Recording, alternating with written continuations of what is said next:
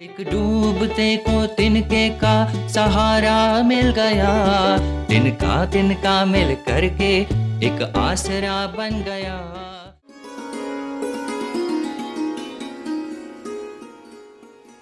नमस्कार, यह है तिनका तिनका जेल रेडियो। जेलों में इंद्रधनुष बनाने की कोशिश तिनका जेल पाठशाला के अंतर्गत आज एक नई सूचना। साल 1930 के आसपास की बात है। मुंशी प्रेमचंद ने लिखी थी एक चर्चित कहानी ईदगाह। साल 2026। आज इस कहानी का वाचन हो रहा है जिला जेल देहरादून में। तिनका तिनका फाउंडेशन और जिला जेल देहरादून के बीच हुए करार के तहत जेल की पाठशाला में साहित्य का वाचन होगा।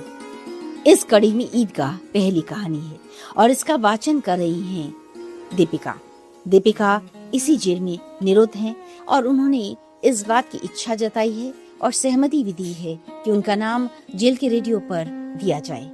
तो दीपिका आपको सुनाएंगी प्रेमचंद की लिखी कहानी ईदगाह। विशेष आभार श्री गदीराम मौर्य और श्री पवन कोठारी का। संपादन डॉक्टर सुचित नारंग। और एक निवेदन, इस कहानी को सुनिए, उसे महसूस कीजिए और दीपिका के लिए कुछ पंक्तियां लिख भी दीजिए। YouTube का लिंक आपके सामने है, आपको कुछ पल निकालने हैं। दीपिका के इस वाचन के बारे में अपनी राय जरूर लिखिए और ये मत भूलिएगा कि दीपिका इस समय जेल में बंद है। प्रस्तुत है ईदगाह।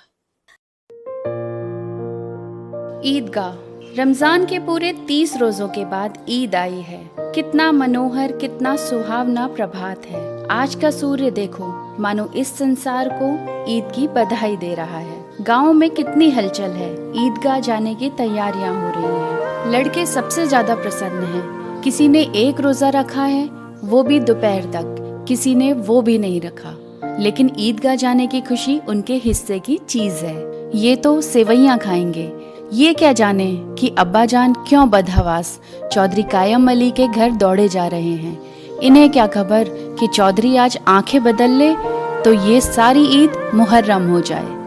लड़के मेला जाने को तैयार हैं। महमूद गिनता है 1, 2, 10, 12। उसके पास 12 पैसे हैं। मोसीम के पास 1, 2, 3, 8, 9, 15 पैसे हैं। इन्हीं अनगिनती पैसों में अनगिनत चीजें लाएंगे। खिलौने, मिठाइयाँ, बिगुल, गेंद और न जाने क्या क्या। सबसे ज्यादा प्रसन्न है हामिद, एक 4-5 साल का गरीब सूरत दुबला पतला लड़का, जिसका बाप गत वर्ष हैजे की भेंट हो गया और माँ न जाने क्यों पीली होती एक दिन मर गई।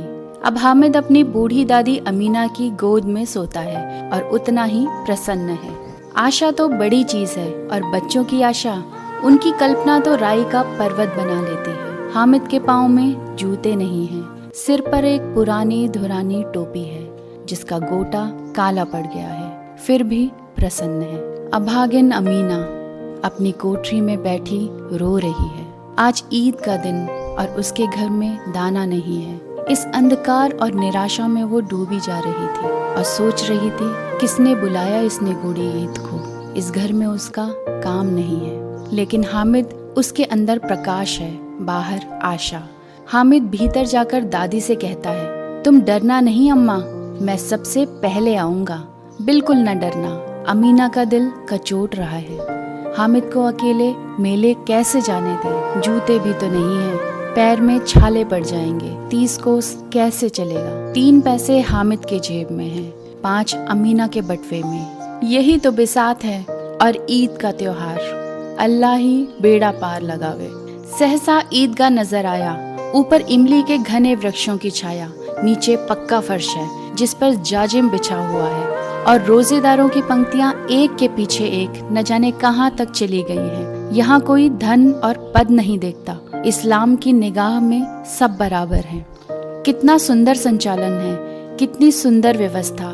लाखों सर एक साथ सजदे में झुक जाते हैं, फिर सब के सब एक साथ खड़े हो जाते हैं, साथ झुकते हैं और एक साथ घुटनों के बल बैठ जाते हैं। कितना अपूर्व दृश्य था, जिसकी सामूहिक क्रियाएं, विस्तार और अनंतता हृदय को श्रद्धा, गर्व और आत्मानंद से भर देती थी। मानव भ्रातृत्व एक सूत्र इन समस्त आत्माओं को एक लड़ी में पिरोए हुए है। नमाज खत्म हो गई, लोग आपस में गले मिल रहे हैं। हामिद और उसके दोस्त ईदगाह में नमाज खत्म करके मेले पहुँचे।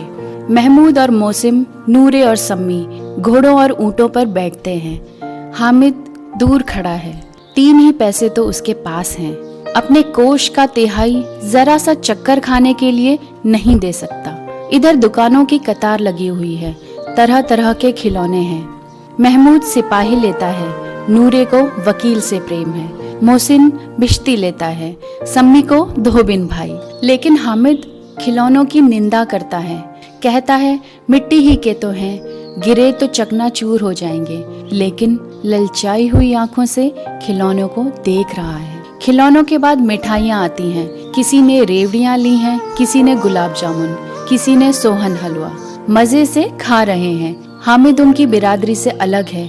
अभागे के पास 3 पैसे हैं। ललचाई आंखों से सबकी ओर देखता है। मिठाइयों के बाद कुछ दुकानें लोहे की चीजों की हैं। लड़कों के लिए यहाँ कोई आकर्षण न था।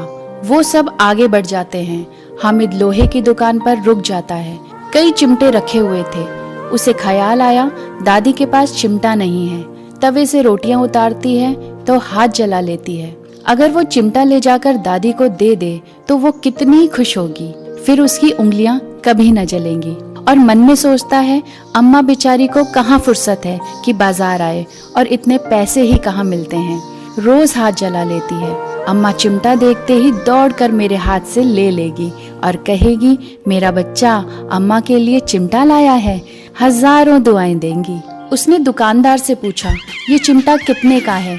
मोल भाव करके 3 पैसे में चिमटा खरीद लिया।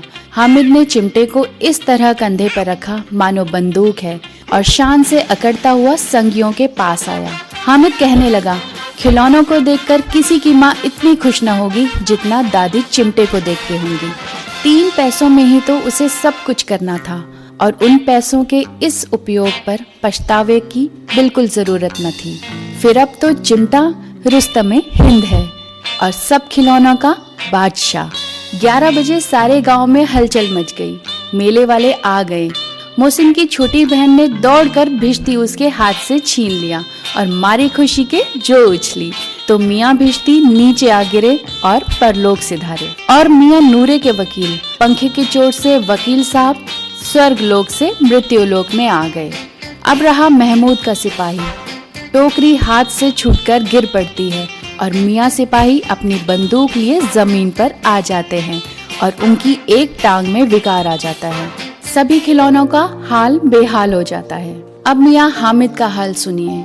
अमीना उसकी आवाज सुनते ही दौड़ी और उसे गोद में उठाकर प्यार करने लगी। सहसा उसके हाथ में चिमटा देखकर वो चौंकी और पूछने लगी ये चिमटा कहाँ था। हामिद ने कहा मैंने मोल लिया है। अमीना ने पूछा क्या पैसे में, तो हामिद ने जवाब दिया अम्मा 3 पैसे दिए। अमीना ने छाती पीट ली। ये कैसा बेसमझ लड़का है कि 2 पहर हुआ कुछ खाया ना पिया। लाया क्या ये चिमटा? सारे मेले में तुझे और कोई चीज न मिली जो ये चिमटा उठा लाया। हामिद ने अपराधी भाव से कहा तुम्हारी उंगलियां तवे से जल जाती थी इसलिए मैंने इसे ले लिया। बुढ़िया का क्रोध तुरंत स्नेह में बदल गया। बच्चे में कितना त्याग, कितना सद्भाव और कितना विवेक है। दूसरों को खिलौने और मिठाई लेते देख इसका मन कितना ललचाया होगा। इतना साहस इससे हुआ कैसे? अमीना का मन गदगद हो गया। और अब एक बड़ी ही विचित्र बात हुई, हामिद के इस चिमटे से भी विचित्र। बच्चे हामिद ने बूढ़े हामिद का पाठ खेला था। बुढ़िया अमीना बालिका अमीना बन गई। वो रोने लगी, दामन फैलाकर हामिद को दुआएं देती जाती और आंसू बहाती गई। ये कहानी बताती है कि मुश्किल परिस्थितियां बच्चों को समय से पहले समझदार और परिपक्व बना देती हैं। हामिद अपनी दादी की जरूरतों को प्राथमिकता देने का फैसला करता है। ये भावुक कहानी हामिद के निस्वार्थ प्रेम और समझदारी को दर्शाती है। जेल में साहित्य की ये श्रृंखला जारी रहेगी। अलग अलग कालखंडों के लेखकों, लेखिकाओं और कवियों की रचनाओं को यहाँ पर सुनाया जाएगा। इस रिकॉर्डिंग को देश की कोई भी जेल अपनी जेल में सुना सकती है। मकसद यही कि जेल में शिक्षा का प्रसार हो, साहित्य के प्रति रुझान बना रहे। आवाज की दुनिया से वर्तिका नंदा, तिनका तिनका के लिए। बिगड़ी सिमटी आवाजों को एक हम सफर मिल गया, निराशाओं में आशा का एक दीपक जल गया। तिनका तिनका तिनका तिनका।